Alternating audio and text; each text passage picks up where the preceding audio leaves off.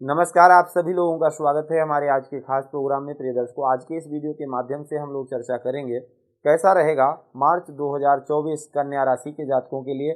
क्या कुछ है बड़े परिवर्तन गोचरी आधार से, संपूर्ण वीडियो के माध्यम से हम लोग चर्चा करेंगे। प्रिय साथियों, आपका कोई विशेष प्रश्न है तो स्क्रीन पर दिए गए नंबर पर आप कॉल करके टाइम लेकर बात कर सकते हैं। कन्या राशि आपके राशि के स्वामी बुध छठे स्थान में है। देखिए, बुध एक ऐसे ग्रह हैं, अगर छठे भाव में नीच राशि के भी हों तो अच्छा फल देते हैं। किसी भी राशि के हों, बुध छठे भाव में बहुत अच्छे परिणाम देते हैं। आपके राशिपति हैं, कर्म स्थान के स्वामी हैं, कर्म स्थान से 9वें स्थान में स्थित हैं, शनि के साथ स्थित हैं। बहुत अच्छा योग है, लेकिन साथ में सूर्य भी है।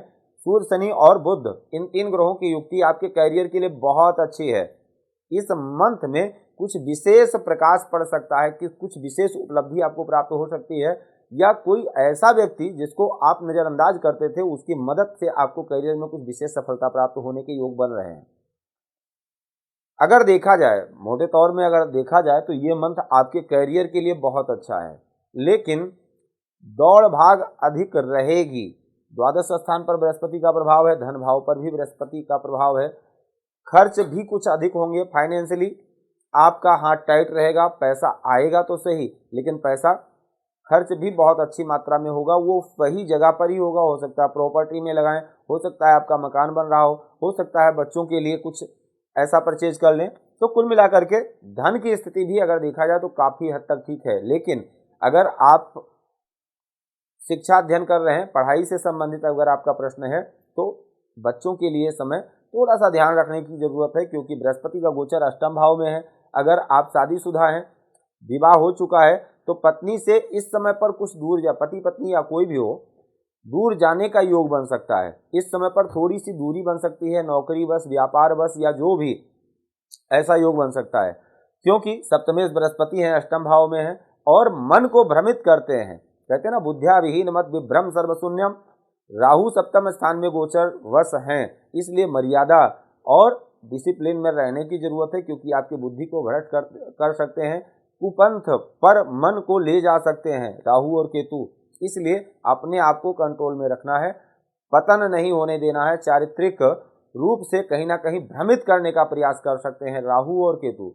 राहु अगर सप्तम स्थान में हो तो जातक को पूरा प्रयास करते हैं, जन्म पत्रिका में अगर सप्तम स्थान में हो तो वो ऐसे जातक को कई बार ऐसे अवसर प्राप्त होते हैं जहां पर अपने आप को, अगर बहुत बड़ा साधक ही होगा वही कंट्रोल कर पाएगा। तो ये बहुभारिया योग भी बनाते हैं।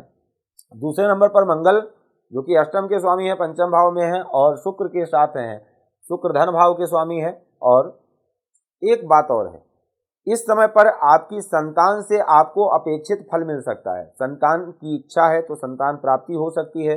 संतान अगर पढ़ लिख करके योग्य बन चुकी है तो अच्छी जॉब लग सकती है। संतान से आपको प्रसन्नता होने वाली है। कुछ ना कुछ ऑफर, कुछ ना कुछ अच्छा आपको संतान की तरफ से प्राप्ति होने वाला है। दूसरे नंबर पर कोई एक ऐसा मित्र जो आपको काफी अच्छा सहयोग दे सकता है। कोई ऐसा मित्र जो आपका बॉयफ्रेंड भी बन सकता है। मित्र रहा हो बॉयफ्रेंड बन जाए, या मित्र रहा हो रिश्तेदार रहा हो जिसके साथ शादी वादी की बात चल जाए। अगर शादी से संबंधित प्रश्न है, कुछ ऐसे प्रश्न दर्शाती है आपके इस समय के गोचर। दूसरी बड़ी बात यह है कि इस समय पर थोड़ी बहुत चिंता रहेगी आपकी रोग, ऋण व शत्रु से संबंधित। क्यों? क्योंकि बृहस्पति भी अष्टम भाव में है, बुध लग्नेश होकर छठे भाव में है, तो कहीं ना कहीं प्रेशर अधिक रहेगा। किस चीज का? धन का, या परिवार से संबंधित कोई ऐसा कार्य प्रोग्राम बना हुआ हो जिससे संबंधित थोड़ा सा मानसिक प्रेशराइज रहेंगे।